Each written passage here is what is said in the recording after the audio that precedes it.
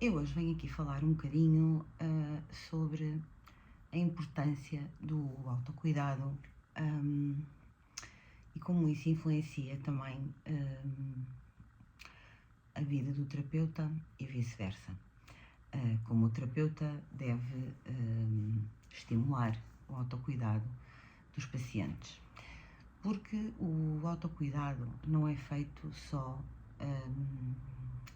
em consulta, ou seja, nós em consulta, obviamente que é feito o tratamento da sintomatologia, são investigadas as causas, são feito todo o percurso que é necessário percorrer até ao alívio dos sintomas relatados, mas são fornecidas também indicações terapêuticas, ou seja, o paciente fica também dotado de informação de pontos de autotoque que são extremamente eficazes também quando auto-aplicados em determinadas situações, e falo-vos em pontos, por exemplo, para a enxaqueca, para a dor de cabeça comum, para a ansiedade, para a taquicardia, para o cansaço, para as constipações, para um estado imunitário mais debilitado e que se esteja a manifestar na altura. Ou seja, é a obrigação do terapeuta também capacitar os seus pacientes de ferramentas que eles possam aplicar no seu dia-a-dia para que possam sentir e aliviar os seus sintomas de forma eficaz a partir de casa. E o autocuidado é estranhamente, não é? Numa altura que se fala tanto de saúde, quer a nível mental, quer a nível emocional, é muito, muito comum, aliás, é mais de 90% das pessoas ignoram o seu autocuidado. Já há muita gente que faz exercício físico, o que é ótimo para a saúde física e emocional. Mas depois, a nível de outras sintomatologias, seja de doenças que tenham e que provocam sintomas, dores, enfim, acabam por se adiar muito, ou seja, não é de toda uma prioridade para elas ter mais qualidade de vida, saber que podem ter mais qualidade de vida por um valor muito mais acessível do que possam pensar. E nós, como terapeutas, eu no meu caso, pelo menos, eu invisto muito no meu autocuidado, ou seja, tendo em conta o diagnóstico que eu já tive, passei por uma depressão, já relatei disso noutro vídeo. Obviamente que eu fiquei com sequelas e tive recaídas ao longo do tempo, enfim. Portanto, o que implica que eu tenha um autocuidado, uma rotina diária de autocuidado que me permita enfrentar os desafios do dia-a-dia, aquela ramo da rotina, não é? Sempre a mesma coisa, o sair, trabalhar, as rotinas que são em loop e que, obviamente, acabam por ser cansativas. E, portanto, eu tenho a responsabilidade de estar bem para poder passar essa energia aos meus pacientes, para poder ser um canal de transformação para eles, porque trabalhando com a energia das pessoas, trabalhando fisicamente a tocar em pessoas, eu tenho que estar bem. E não quer dizer com isso, como eu também já disse noutro vídeo, que nós não tenhamos desafios, que não tenhamos dias menos bons. O que nós temos é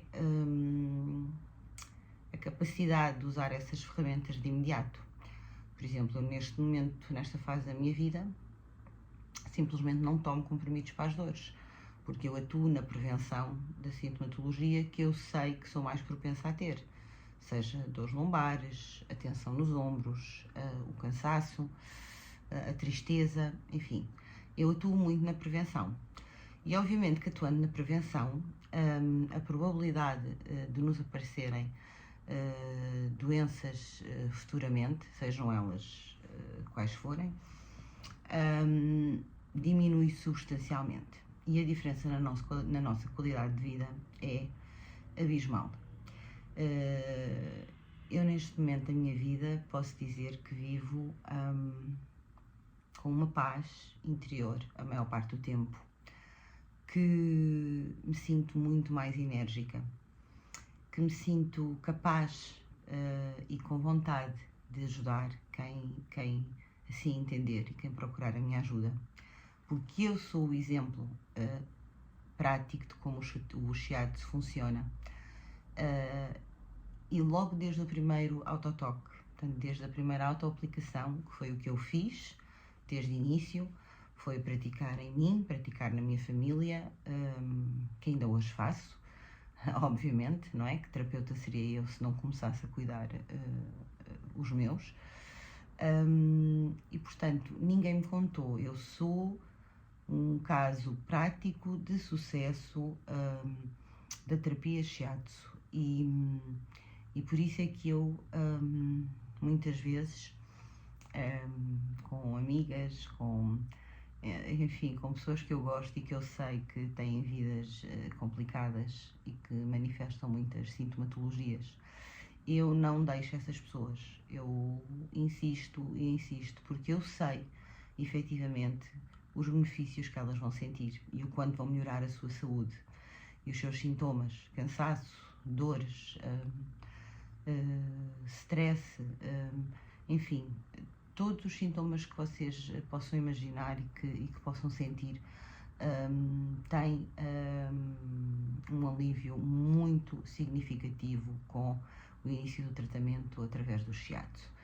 E estamos a falar de medicina tradicional chinesa, de uma medicina cientificamente comprovada, que vê as pessoas como um todo, portanto, uma componente física, obviamente, e que muitas vezes, obviamente, necessita da medicina convencional. Aliás, a medicina natural é complementar à medicina natural, mas muitas vezes previne que se usem certos tipos de medicação ou mesmo no nosso dia a dia, que tomemos um comprimido por tudo e por nada, porque há formas naturais do nosso corpo saber combater isso quando estimulado de forma eficaz.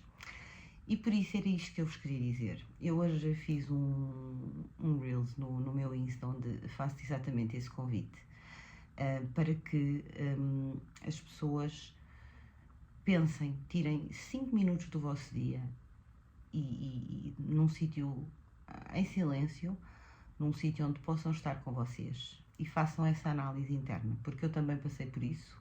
Aliás, eu cheguei à depressão porque eu não ouvi o meu corpo. Eu tive muitos sinais antes e eu não ouvi porque achei, se calhar, como muitos de vocês, que isto a mim não vai acontecer, porque eu sou uma pessoa super positiva, sou animada, sou corajosa, eu ando para a frente, eu sou a que marca tudo, eu sou a que organiza, eu sou... E a verdade é que eu negligenciei e pronto, e a vida deitou-me abaixo, não é? Porque é assim, a vida acontece, a vida não tem pena e pronto, e a vida é no fundo um somatório de variáveis, de coisas que nós não podemos controlar, que vão acontecer, e depois tem a outra parte que nós sim podemos controlar. E é este alerta que eu quero fazer a todos. Quero dizer-vos que eu estou disponível sempre. Quero-vos pedir que procurem ajuda, seja com esta terapia, seja com outra, a que fizer sentido para vocês, mas que se comece a dar muito mais atenção a esta consciencialização do eu, do que é que nós somos, o que é que eu sinto, quem sou eu. Ainda ontem, num evento que eu fui, de uma grande amiga, o evento Faz a Tua Mudança, da Adriana Carneiro, uma das palestrantes convidou-nos a olhar para o espelho. A olhar para o espelho. E todos nós nos vimos ao espelho, certamente, todos os dias, não é? Porque nos arranjamos, porque tomamos banho, porque lavamos os dentes, enfim. Mas a questão de olhar para o espelho, e eu fiz essa experiência comigo, por acaso, assim que cheguei a casa, e já tinha até feito anteriormente, e fiquei a olhar para mim, para os meus olhos, no espelho. E neste momento eu já tenho consciência de quem eu sou, das minhas fragilidades, mas também para onde é que eu quero ir, o que é que eu quero fazer, qual é o meu propósito de vida, e portanto eu estou focada. Mas a primeira vez que eu fiz isso, eu olhei para o espelho e olhei para os meus olhos e eu não me reconheci. Claro que nós reconhecemos a nossa imagem, mas eu tive muito tempo a olhar para mim e a chorar, inclusivamente, porque disse, quem é esta pessoa? Não é quem é esta Andreia como mãe, como filha, como amiga, como profissional. Quem é a Andreia para a Andreia? E isso implica que nós tenhamos a coragem de enfrentar as nossas fragilidades, não é? E é preciso ter coragem de enfrentá-las. E não há caminhos fáceis ou caminhos mágicos para nós chegarmos ao que achamos ser uma vida com qualidade e com bem-estar, sem haver desconforto, porque é precisamente no desconforto que a mudança acontece. É precisamente quando nós aceitamos certas coisas em nós e que usamos isso, se calhar, como um catalisador de transformação na nossa vida, que as coisas começam a fluir e que surgem propósitos de vida. Eu nunca pensei ser terapeuta na minha vida. Eu estudei marketing e publicidade, eu trabalhei em empresas, eu tive um restaurante. Nunca me passou pela cabeça. Eu, quando iniciei o curso de shiatsu, foi para me tratar a mim, por ter passado por muitas outras terapias que foram absolutamente essenciais em fases do tratamento que eu tive, mas que não me curaram pela raiz. Portanto, eu, quando entrei no curso de shiatsu, eu disse, ok, isto é uma coisa que eu posso fazer, é uma coisa que eu posso controlar, que eu posso auto-aplicar em mim e ainda por cima posso ajudar a minha família, a minha filha. Portanto, eu vou ficar aqui com um conhecimento que vai ser muito bom para mim. E ao longo do curso, não é, eu comecei logo a praticar muito na minha filha, no meu pai, na minha mãe, na minha irmã, amigas que se voluntariaram, especialmente em mim. E eu fiquei absolutamente rendida a esta terapia, que reunia todas as condições para eu fazer o que eu mais amo, que é ajudar os outros. E isso implica que, mesmo agora com o conhecimento técnico, implica em mim eticamente, e porque eu sou assim, não é? É uma questão de ética profissional para mim, e porque também faz parte de mim, que a minha disponibilidade para os meus pacientes não passe somente pela consulta, pelo diagnóstico. Passa também por estar presente na vida deles, por saber como é que estão no dia a seguir à terapia, passa por estabelecer uma relação em que haja uma cumplicidade que permita às pessoas terem uma relação de confiança comigo e com o meu trabalho. E portanto é isto que eu vos quero dizer hoje. Obrigada a quem teve estes minutos por me ouvir. E não se esqueçam, façam essa análise, procurem ajuda, porque é muito, muito, muito, muito recompensador.